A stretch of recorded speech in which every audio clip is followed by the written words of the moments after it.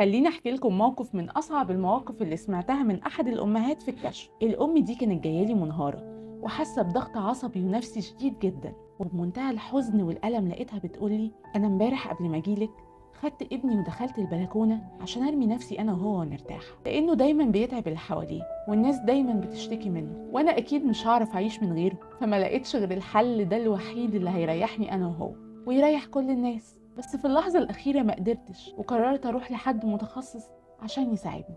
أمهات كتير كانوا بيقولوا لي: إحنا ما عندناش مشكلة إن إحنا نربي ولادنا ونستحملهم مهما عملوا، لكننا مش قادرين نستحمل ضغط وتعليقات الناس علينا أو حتى من الأب نفسه. وعشان كده أنا حابة أقولك إن تعليقك مش بيساعد الأم زي ما أنت متخيل، بالعكس ده بيأثر على منظومة التربية ككل بشقائها الأساسيين اللي هو الأم والطفل. فنلاقي الأم اللي بتمنع ابنها من التليفون عشان صحته بتديهوله قدام الناس، ونلاقي الأم اللي حاطة قواعد لابنها وبتصر تنفذها في البيت، لما تيجي جدته بتكسر كل القواعد دي، والأم ما تقدرش تعترض عشان خايفة من تصرفات ابنها اللي في الأغلب لو عملها الناس اللي حواليها هيقعدوا ينتقدوها وينتقدوا طريقة تربيتها ليه. لا، وأسوأ موقف ممكن نلاقيه لما نلاقي الأب نفسه هو الشخص الناقد، فنلاقيه مش متعاون خالص مع قرارات الأم، لا وكمان بينقد ابنه وينقد كمان تربية الأم وكأنه مش جزء من منظومة تربية ابنه.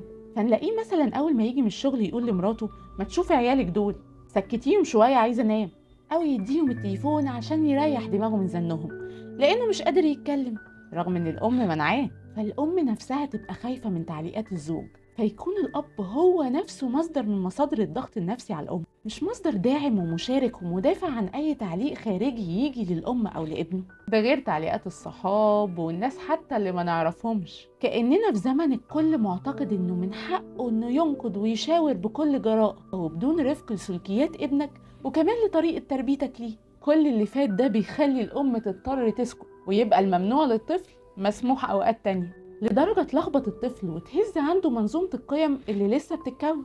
فرجاء، لو انت بتعمل كده رفقا بالأم والطفل، وافتكر دايما ان تعليقك السلبي ممكن يعيق أم من تربية ابنها بشكل هادي، وكمان بتساعد انك تخلق طفل بشخصية مذبذبة. لو اتطلب منك تعليق علق، لو ما اتطلبش اسكت، ولو شايف انك محتاج تقول رأيك في الضرورة القصوى قوله بشكل لطيف بينك وبين الأم مش قدام ابنها، واديها مساحتها في الاختيار تطبق نصيحتك دي أو لا. أشوفكم على خير الحلقة الجاية.